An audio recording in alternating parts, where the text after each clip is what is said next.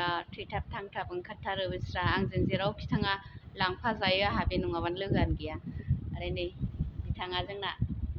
बिथाङा हारिमु नेहाथारि मिरुनि एकदम थैथाब थांथाब धोरोमनि खामानि मावनायखौ नागारा बिस्रा आब'नि नामा इभा बसुमतारी ना आब' बसुमतारी लिरोना नोंथाङा आब'आ दा जोंनि बिमा माहारिफ्रादि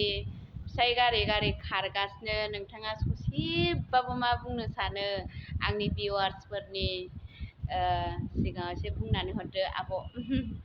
जोंनि बिमा माहारिफ्राथ' फिसाय थाखानानै फिसाय गारनानै गावनि गोरबो सिंखावनानै बुजिहोनाय गथ'खौ गारनानै खारनांगौआ सम्भब नङा नंगौ आब' जोंनि बिमा माहारिफ्रा साफ्रोमबो नङा खायफा साननो हायैफ्रा बिमा माहारि होनबा गासैबो दुखु मोननो नाङा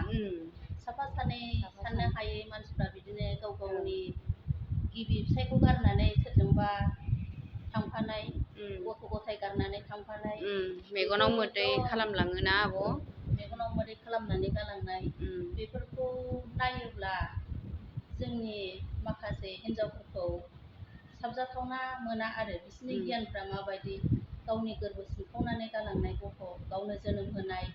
मावरिया बायदि दैगारनानै गालांनाय जायोना सोरबाथ' 2 मास 3 मास गाइखेर जानायखौनो मैया दाखालि नुनो मोनदों गाइखेर जानायखौ गारनानै बोरै थानो हायैखो बियो होनबा सानलाय बेसे दुखुनांथावना 35 बोसोर होनदों दा हौवाया ओमफ्राय हिनजावा फिसाय गोनांखा गथ'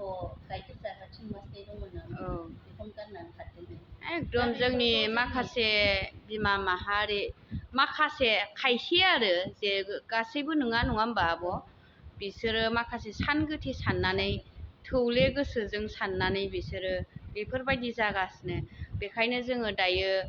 बिमा माहारिया स्ट्रं जानांगौ नङा होमबा खौसे जानांगौ साननाया थिग जानांगौ सासे हौवाजोंनो मोजां जा गाज्रि जा मोनबाय जखन बेजोंनो थिगै संसार जानांगौ नङा होमबा आब' गाज्रिबाबो मोनबाय मोजांबाबो मोनबाय गावनि असेया असे गुबुनजों थांबाबो सान्थि गैखाया गथ' गथाय गारलांनानै ओंखायनो जोङो माखासे धोरोमजों लांफानानै बिदिखौ एसेब्लाबो सावरायलायनाय लानांगोन स्ट्रं जानांगोन बिदिनो दाब दाब गामिफ्रावबो एसे एनै बेफोरबायदि बिमा माहारिफ्रा गावनि गथ'फोरखौ गारनानै थांथावा बेफोरखौ जों एसेबाबो रायलायहैनांगोन उननि समाव जों बेफोरबायदि हाबाफारिखौ धोरोमनि गेजेरजों फोसावलांनांगोन नङाबा जोंनि माइनाव माहारिया बिमा माहारिफ्रा खायफाफ्रानो गोदाव सोराव न'खर संसारखौ गोदाव सोराव खालामलांनाय जायो सिलिंखार खालामलांनाय बेखायनो जोंनि दा थांखिया मा बिमा माहारिया खौसे जानांगौ साननाया थिग जानांगौ धोरोमजों लोगोसे आगान सुरनांगौ नङा होमबा बेनो आरो खांलांनाय फेदेरलांनायनि थाखाय जोंहा दा माबा मोनसे एंगेजजों थानांगौ जायो आरो माबा मोनसेब्लाबो दिरुननानैब्लाबो जों गथ' गथायखौ फोरोंनांगौ फेदेरनांगौ बेनि थाखाय जोंहा दा जोङो लामाखौ नागिरनांगौ बेनो आरो जे जोंनि माखासे सानगोथे साननानैनो जोंनि बिमा माहारिया दा जे बिदि जागासिनो जाहाथे इयुनाव बयबो बुजिथों सानथों जों बिनि थाखायनो बिमा माहारिया गासै जिल्लानि दैदेनगिरि बिमा माहारिफ्रा बियाब बियाब हाबनानै गामियाव हाबनानै जोङो स्ट्रं भाबै मिटिं सावरायनांगौ लानांगौ नङा होमबा जथाय अब्लासो जोंनि माखासे सानगोथे साननाय थौले गोसोजों साननाय बिमा माहारिफोरखौ खौसेयाव लाबोनो हागोन ना आब' दे थेंकिउसै आब' ससेबाबो बुंनानै होनायनि थाखाय आब' दे खेमाव थाग्रायाव थानानै दिनैनि थान्दै मेलाव गाबोननि जानो गोनां हाबाफारियाव बाहागो लानायनि खाबु मोननांगौमोन दा बैफोर फेसिलिटिफोरखौ नोंथांमोननो होनो हानाय जायाखिसै बिनि थाखाय नोंथांमोननि खाथियाव निमाहा बिबाय जों जिखिनि थानो थाखाय सुबिदा होबाय जों जिखिनि जानो थाखाय होबाय बेखौनो बजबना लानानै दुलाराय बाथौ गौथुम माइनाव आफादनि थांखि आरो नोजोरा जाफुंसारथों बेखौ सिगाङाव दोननानै नोंथांमोना नोंथांमोननि जथुमनायखौ जाफुंहोलांगोन बेखौ आसा खालामबाय। आरो बेखायनो दिनै आरो गाबोन जानो गोनां नोंथांमोननि जि डेलिगेट आरो सावरायनाय बेवहाय बिजनि हालामनि बे पेटागाव बे सियागावआव नोंथांमोनखौ बरायनाय जाबाय गोसो गोथार आरो जों नोंथांमोनखौ नाजावनानै लाबाय। दहाय जागायनायावनो मोजांथार आरज मेथाइ दोंसे रोजाबनानै दिनैनि जि थान्दै मेल बे थान्दै मेलाव सफैनाय गोजाननिफ्राय खाथिनिफ्राय सफैनाय साफ्रोमबो थान्दैफोरखौ गोजोन होबाय। सोरबा मेंदोंमोन टेन्टनो ओंखारदोंमोन। जिल्लानिफ्राय नुजाफैनाय बिथांमोनहा खैजन नुजाफैदों आरो बबे जिल्लानिफ्राय नुजाफैदों जोङो रिसेपसनाव थादों। दायो जोंनियाव 9थाल' सफैग्रोनानै दङ नै। बबे जिल्ला नुजाफैदों होनोब्ला 1 नाम्बाराव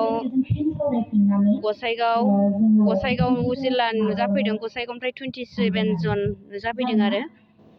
आरो धेमाजि जिल्लानिफ्राय लखिमपुरनिफ्राय 9 जन सफैनो हादों आरो 3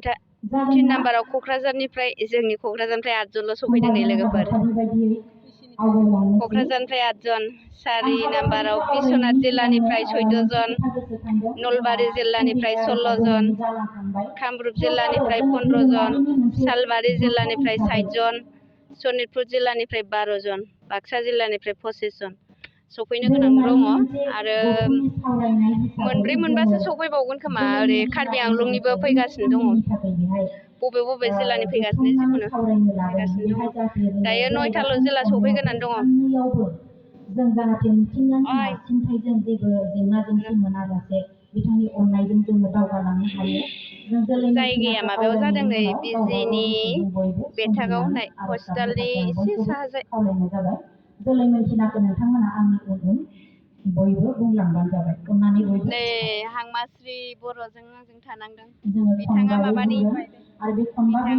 मा होनो लखिमपुर जिल्लानि। ओइ साबेसे सफैदों? बे साननैनि हाबाफारिया जाहाथे मोजाङै सामलायलांनानै बा जों साननैयावबो जोङो मोजाङै माइनाव आफादनि 6थि सावरायमेल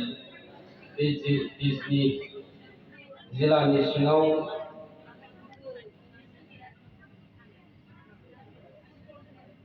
थानसालियाव खुंजानाय दिनैनि सावरायमेलनि मासिगिरि आरो लोगोसेयै दुलाराय बाथौ गौथुम माइनाव आफादनि आफादगिरि नेहाथारि बोसोनगिरि जिल्लाफोरनिफ्राय सफैनो हानाय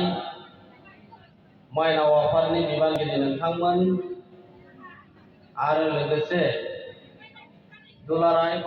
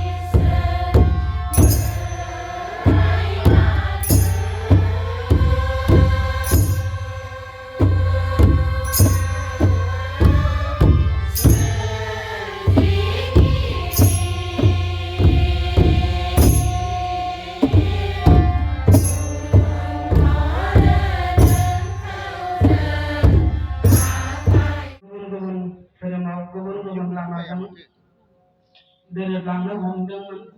नाथाय दिनै जोङो फैयै फैयै नुनो मोनबाय गोबां जायगायाव